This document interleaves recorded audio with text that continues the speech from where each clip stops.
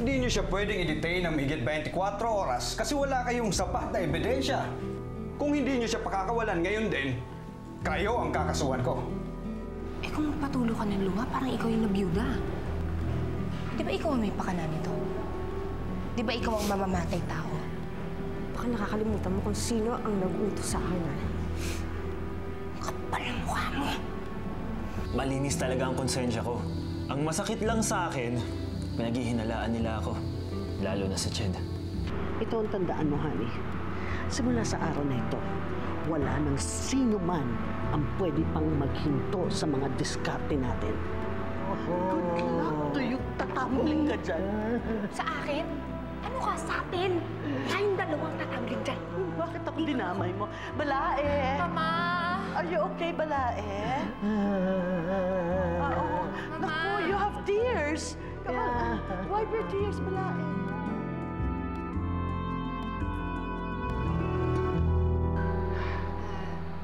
Ma, nagugutom po ba kayo? Kukunan ko po kayo ng makakain. Organic food ba yan? I only eat organic food. Oh, magpapabili tayo ng organic food. Para lang sa'yo, Balae. Thank you. You're welcome. Ma, buti na lang po nakarating kayo. Alam niyo, matutuwa talaga si Nick kapag nalaman niya nandito kayo. Paano pang matutuwa si Nick? Samantalang patay na siya. I'm not here for small talk. Gusto ko lang malaman ano nangyari sa anak ko. Nahulog siya sa bangin, Balae. Alam ko na yan. Napanood ko na yan sa television ko. Ang gusto ko lang malaman ay kung totoong may foul play ang pagkamatay ng anak ko. Alam mo, Mama, posible namang hindi aksidente ang nangyari kay Nick. Sa malamang pa, sinadya na mahulog siya sa bangin. So, anong ginagawa ng mga pulis? Balae, meron ng suspect. Makakulong na? Ma, nakapagbiyansa po eh. Ano? My goodness! Hindi pwede to! Sino yung mga taong yan? Sisikapin ko na mabulok sa bilangguan ng taong gumawa sa anak ko niyan! Mabubulok siya! Mabubulok siya!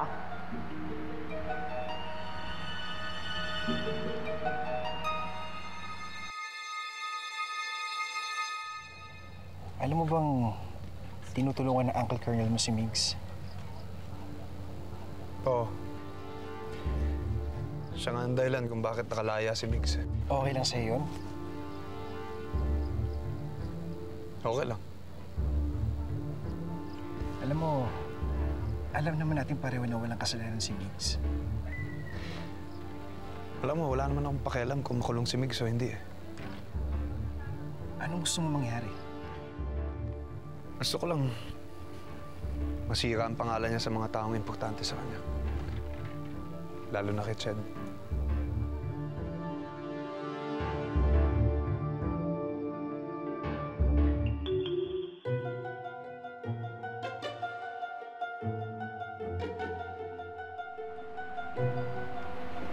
Mami, sino yung matanda mo?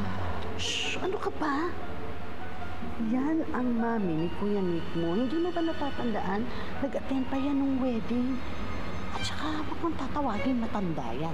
Bakit siya inaasikaso ni Ate Honey? Siyempre, nagpapalapad ng papel ang ate mo. Ikaw din. Dapat magustuhan ka din yan. Kasi mayaman yan. Bakit kailangan ko sumipsip? Eh, diba, byuda naman na si Honey. Kalahati nung yaman ni Nick nasa kanya na. Precious. Pati ikaw, dapat din sumipsip sa kanya. Dahil kung mayaman si Nick at maraming pera, mas maraming pera si Hershey, hindi nga lang halata.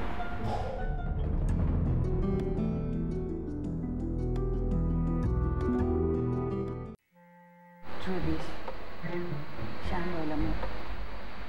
Nanay siya ng papa Victor. Judis, kapitan mo na lola mo. Sige na. Tapos, baka bigyan ka niya ng mga giganting na brilyante niya. Hindi mo talaga ang sinasabi mo, nakakahiya. Hindi yun ang ibig kong sabihin. Hindi ba? Siya ang karapat dapat na lumapit dyan. Kadugo niya eh. Nahihiya ako. Ano ka mo? Huwag ka mahiya. Nahihiya ka? Huwag ka mahiya. Huwag Sige na, kang lumapit ka. mahiya. Huwag ka mahiya. Bakit? Eh mo, Bakit apo ka ako, mo? apo ako. Eh, siyempre. Anak niya. Ang papa mo. So, mamahalin ka niya. Sige na, lumapit ka. Sige na, lumapit ka na. Yan. Gusto niyo po ng candy o kaya biskuit? Kit-kit naman itong batang ito.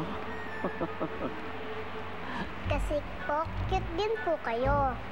Uy, totoo yun. Nakakatawa ka naman. Kanino ka ba, anak? Apo niyo po ako. Oh, talaga? Uy, kaya pala naman eh. Maganda ka kasing ganda mo ko, no? Di ba? Oo. My name is Trudis. Ay, nakit-kit mo talaga. Pwede ko po kayong tawaging Lola? No. Granny, Hershey, okay? Ayokong tatawagin mo kong Lola. Mahirap lang yon. Sige po, Granny Hershey. Very good. Very good. Ang cute mo talaga, bata ka. Oh, nakakatawa ka. Water po. Ay, Oh, salamat. Trudis. Ba't mo iniistorbo si Mama?